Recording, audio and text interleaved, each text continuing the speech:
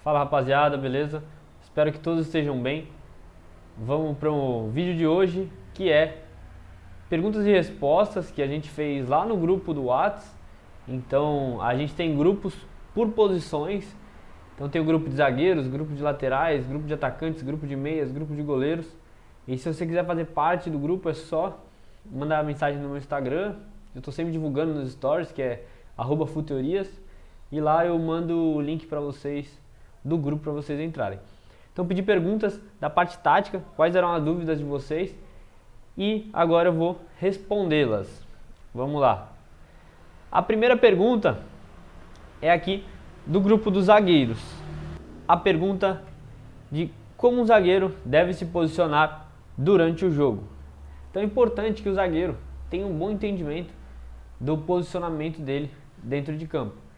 Seja no momento de fazer um balanço defensivo, então o zagueiro não pode acabar nem indo muito para o lado, nem indo pouco, porque pode deixar um espaço livre, que pode ser um espaço que o adversário pode ocupar, então vocês têm que estar atento a isso. Outro ponto importante é saber identificar uma bola coberta e uma bola descoberta. Para quem não sabe, a bola coberta é quando ela está ali pressionada, então o adversário não vai conseguir fazer um passe em profundidade, uma finalização. Nesse momento de bola coberta, com alguém pressionando o portador da bola, a linha defensiva pode sair um pouco mais. Mas quando essa bola estiver descoberta, ela tem que descer. Se um zagueiro souber disso, ele vai estar um passo à frente. Porque quando a bola está descoberta e ele desce a linha, a chance dele tomar a bola nas costas, na profundidade, é menor.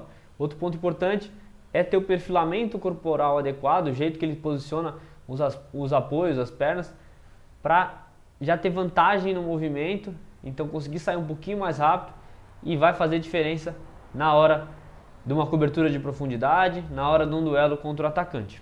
Beleza? Esses são alguns exemplos para vocês. Outra pergunta aqui do grupo de zagueiros também: como marcar melhor no 1 contra 1, tá? O que seria isso? E já vou deixar essa pergunta também para as outras posições, tá? Como marcar melhor no 1 contra 1, situação de enfrentamento. É importante que o jogador faça a abordagem da marcação. O que é abordagem? É o modo com que ele posiciona o corpo dele, as pernas, os apoios, para tentar induzir o adversário, que tem a bola, a tomar uma ação. E essa ação seria uma ação que não seria tão boa para ele. Então, uma ação que levaria ele para uma desvantagem. Então, por exemplo, estou no corredor lateral, numa situação de 1 contra 1. Eu colocar meus apoios para jogar e induzir ele a ir para fora, porque ali com a linha lateral eu tenho vantagem e ali eu consigo usar o corpo, eu consigo duelar num espaço menor, certo? Ou dar a perna não dominante para ele. Então tudo isso na hora você vai ter que ver. E é importante que você saiba como o apoio esteja posicionado. Inclusive a gente tem aulas bem detalhadas de colocação dos apoios, como induzir o adversário dentro da comunidade jogador inteligente. Isso é muito importante e vai fazer diferença no 1 contra 1. Vamos lá, outra pergunta aqui: como melhorar o posicionamento? Aqui já é uma pergunta do grupo dos volantes, tá? Então, no caso dos volantes, é importante, não vou conseguir falar de todas as situações, né? Até porque precisaria de uma aula com exemplos, e essa aula aqui é só perguntas e respostas, bem rápido, para eu conseguir dar algumas dicas para ajudar vocês já dentro de campo. Então a referência que os volantes podem utilizar é se posicionar na diagonal, que fica mais fácil para esse passe entrar para eles e para eles progredirem. Outro ponto, tem que ter um equilíbrio entre buscar a bola no pé e receber a bola no entrelinhas. Não adianta você ficar toda hora indo no pé do zagueiro para receber a bola e quando você vai lá, às vezes até tem outro volante ali, você vai muito e fica sem ninguém preenchendo o espaço entre as linhas de marcação do adversário. Então fica difícil da equipe progredir, tá? Mas tem situações em que é interessante sim o volante buscar no pé, às vezes já algo treinado pela equipe, pelo treinador, ou ele identificando no momento do jogo. Então os zagueiros às vezes estão com dificuldade de fazer essa bola progredir, de dar um passe de ruptura de linha, então o volante pode sim ir lá e ajudar na construção, mas tem que ter alguém ocupando entre linhas, senão essa bola não vai chegar, certo? Então, alguns exemplos que podem orientar vocês na hora de se posicionar no meio de campo. Outra pergunta bem interessante, como gerar vantagem no jogo, tá? Primeiro eu vou falar alguns tipos de vantagem que a gente tem no futebol. A gente tem a vantagem posicional, que seria quando um jogador está numa posição vantajosa, então ele está livre para receber, ou ele está num espaço que ele recebendo a bola ali vai ser importante para a equipe vai ter uma vantagem ali naquela situação. Outra vantagem é a numérica, então quando a sua equipe dentro de um setor tem mais jogadores do que o adversário, então situação de 3 contra 2, 4 contra 3, 4 para 2, 2 para 1, tudo isso são exemplos de vantagens numéricas. Vantagem cinética. Vantagem cinética é o quê? Vantagem de movimento. Então, por exemplo, vou dar um exemplo do atacante quebrando a linha. Um atacante que já está perfilado e o zagueiro às vezes está de frente, está mal posicionado o corpo dele. Quando essa bola entra na profundidade, o atacante já correu nas costas dele. Então, a vantagem de movimento, certo? Vantagem que a gente chama de socioafetiva, que seria um entrosamento entre os jogadores. Então, eu jogo com o meu companheiro de equipe há muito tempo, então a gente já sabe o que o outro vai fazer. Então, numa situação de 2 contra 2, por a gente já ter esse entrosamento, a gente leva vantagem em cima do adversário. Também é um tipo de vantagem. E a vantagem qualitativa, que é quando um jogador num contra um é melhor que o outro, basicamente. Não só um contra um, mas no duelo entre o jogador que vai ter a bola e o opositor. Então, meia contra o volante, o ponta com o lateral. É uma vantagem também qualitativa quando você é superior ao seu adversário. E como você vai gerar vantagem? Foi a pergunta, né? Falei os tipos de vantagem, mas como você vai gerar essa vantagem? É você tendo intenção nas ações. Então, você sabendo essas vantagens, então eu sou um volante ou um meia e conheço as vantagens. Eu sei que o meu ponto é melhor que o lateral adversário, eu vou fazer a bola chegar nele para o meu time ter vantagem nessa situação. Ou vejo situação de superioridade numérica, eu vou fazer a bola chegar lá para ter essa vantagem. Ou eu estou livre, eu tenho a bola e tenho um espaço livre e eu sou o portador da bola, eu tenho espaço livre para conduzir, eu vou conduzir, porque aqui é uma vantagem de posição, eu estou numa posição que não tem ninguém, então eu posso conduzir, avançar minha equipe pro ataque, para invadir o campo do adversário.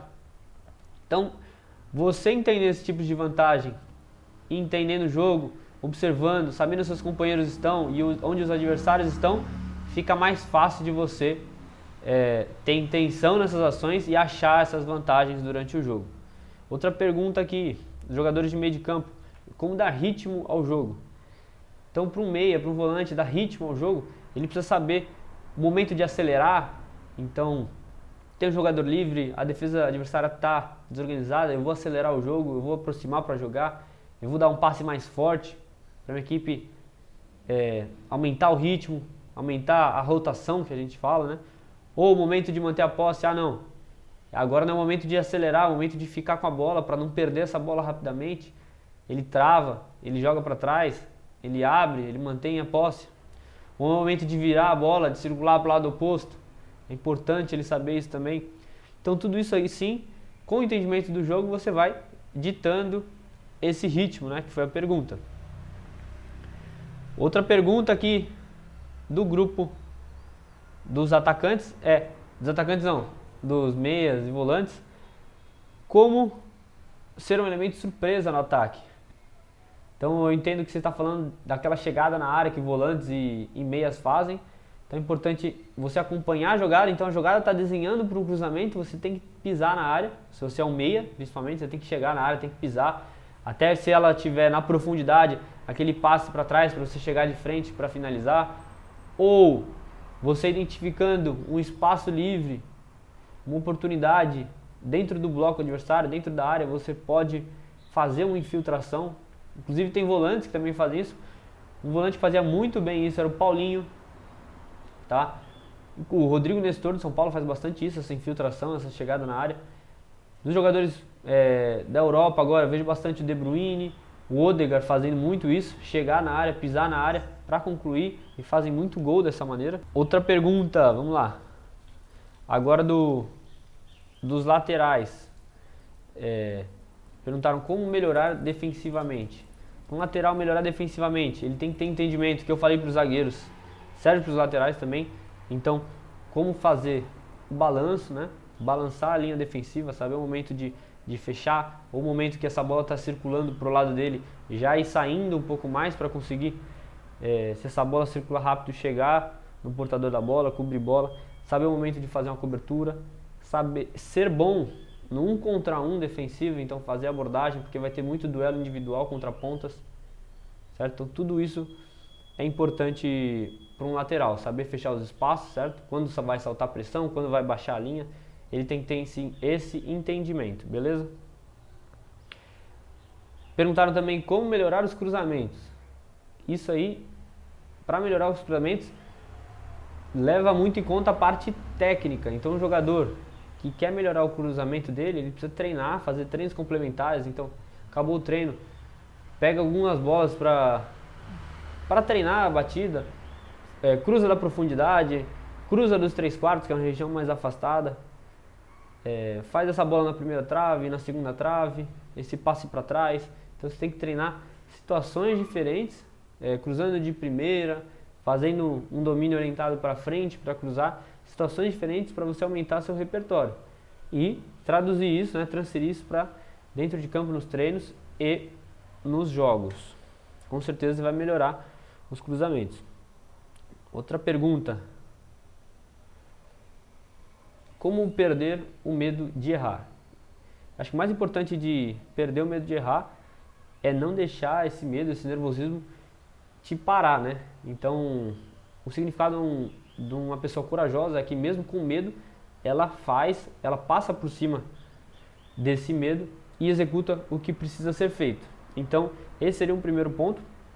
E o segundo ponto é falar que você precisa errar. Um jogador que não erra, mas às vezes ele não erra por falta de tentar, ele está mais longe da evolução, de chegar no máximo potencial dele, do que um atleta que tenta e erra. Porque esse que está tentando e está errando, aos poucos ele vai evoluindo, ele vai percebendo que ele precisa melhorar e está mais próximo do acerto do que um jogador que nem tenta.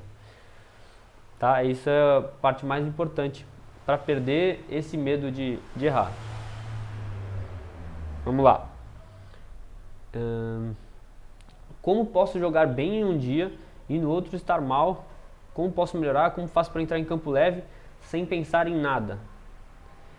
Primeiro que essa questão de jogar bem num dia e no outro não jogar tão bem é normal na vida de um atleta. Você vai passar por altos e baixos, um dia você vai desempenhar melhor, outro dia nem tanto, mas é importante que você sempre faça uma reflexão crítica, porque nem sempre quando você ganha tá tudo certo, nem sempre quando você perde tá tudo errado. Então você precisa fazer uma reflexão crítica após cada partida, ver o que você fez de bom, ver o que você pode melhorar para ir ajustando e ao longo prazo você vai evoluindo. Já na parte de entrar em campo mais leve, sem pensar em nada que foi a pergunta, eu entendo que é com a cabeça leve, né? Com a cabeça vazia, né?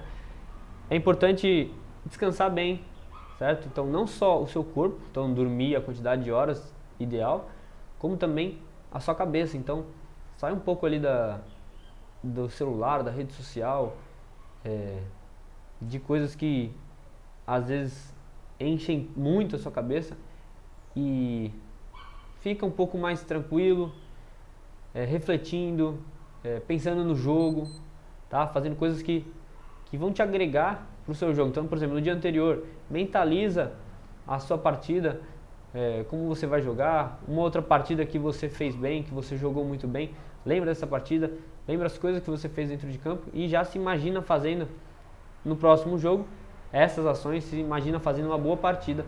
Com certeza isso vai te ajudar a desempenhar bem, a entrar com a cabeça mais leve no dia seguinte. Então, sai um pouco das coisas que te tiram de foco, principalmente nos dias próximos ao jogo, beleza? Outra pergunta aqui. Como performar bem diante da cobrança e da pressão? Eu acho que a pressão e a cobrança, elas sempre vão existir, né? E cada vez o objetivo de vocês é chegar num estágio maior, então essa pressão, essa cobrança ela vai aumentar, né? O importante é que vocês não se deixem abater por ela, né? Que você tenha resiliência. O que é resiliência? É apesar das pressões, das coisas que vêm de fora, das coisas externas, não deixar isso te afetar. Então, você saber quem você é, você saber como você joga e tá focado nisso. Não deixar as coisas que vêm de fora, inclusive os elogios, te tirarem do seu caminho, da sua reta para evolução. Então, é importante estar 100% focado na partida. Então, como eu falei na outra pergunta, no dia anterior, dá uma descansada, dá uma relaxada, entra com a cabeça leve e a partir do momento que você entrou no ônibus, chegou no vestiário, está 100% focado na partida, concentrado, no aquecimento, 100% concentrado também, sem ligar para quem está assistindo, para a torcida, para a rede social, que você está pensando às vezes em fazer um lance bonito só para postar um vídeo no teu Instagram. Então foca na partida, foca em você, na sua evolução, beleza?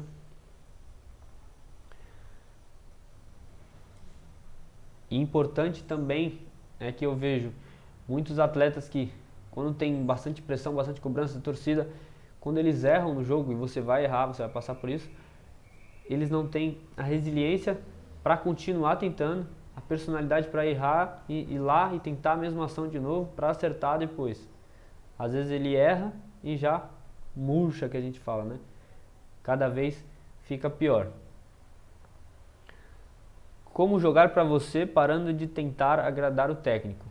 Então, não acho que você precisa jogar para agradar o técnico, mas você precisa entender o que ele quer, porque ele é quem ordena a equipe, né? Ele que monta a estratégia diante das peças que ele tem, né? Ele monta a estratégia, ele monta os treinos de vocês. Então é importante que você entenda o que ele quer, a estratégia dele e a função que ele pensa de você. Eu não acho que você deva estar tentando agradar um treinador. Às vezes o treinador não coloca você para jogar. Isso também não deve ser motivo para você treinar menos. Aí sim entra você treinar para você, independente de estar jogando ou não, para a sua evolução. Mas você tem que sempre levar em conta o que o treinador fala. Ele é quem orienta, inclusive normalmente eles querem o melhor para os atletas e você tem que tentar seguir aí a estratégia dele, certo? Porque a visão fora de campo é diferente da visão obtida dentro do campo. Então, é outro ponto de vista, né? É outra visão do jogo, de quem está dentro de campo e quem está fora. Então é muito diferente. Quando você está dentro de campo, você vai ter pressão que vai chegar para te marcar, então o adversário te pressionando. Você vai ter que estar concentrado na sua ação que você vai executar, o domínio, o passe. Então jogar ali, a visão dentro de campo é totalmente diferente para quem está fora. Inclusive, às vezes tem jogador que está no banco de reserva e está criticando quem está dentro de campo, que está tendo uma visão de fora, mas quando entra para jogar tem dificuldade, às vezes faz pior até do que o atleta que está dentro de campo. Então é totalmente diferente, beleza? Rapaziada, essas foram as perguntas que vocês mandaram no grupo. Quem quiser entrar no grupo, novamente é só entrar lá no Instagram, que eu estou sempre divulgando, ou me pede no direct, que eu adiciono vocês no grupo.